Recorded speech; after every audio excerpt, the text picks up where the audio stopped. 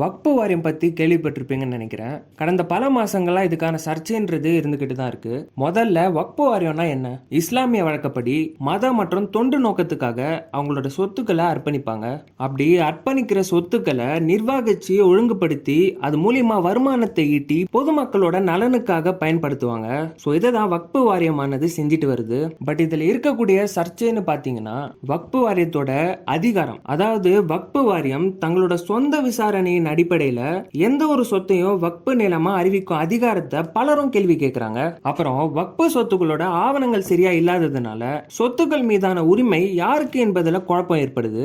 அதே போல வக்பு வாரியத்தோட நிர்வாகத்துல வெளிப்படைத்தன்மை இல்லாததும் சர்ச்சைக்குரிய விஷயமா தான் இருக்கு.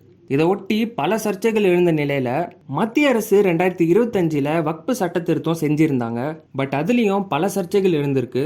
இஸ்லாம் சமயத்துல பின்பற்றி வரும் வக்பு என்ற ஒரு அடிப்படையே மாற்றும் வகையில வக்பு புதிய சட்டம் இருக்கணும். அரசியலமைப்பு சட்டத்திற்கு புறம்பா இருக்கக்கூடிய இந்த வக்பு புதிய சட்டத்தை உச்சநீதிமன்றம் ரத்து செய்யணும்னு சொல்லிட்டு வராங்க. இந்த வக்பு விவகாரத்தை பத்தி நீங்க என்ன நினைக்கிறீங்கன்னு கமெண்ட் செக்ஷன்ல சொல்லுங்க. மேலும் சட்டம் தொடர்பான செய்திகளை தெரிஞ்சுக்க நம்ம சேனலை சப்ஸ்கிரைப் பண்ணுங்க.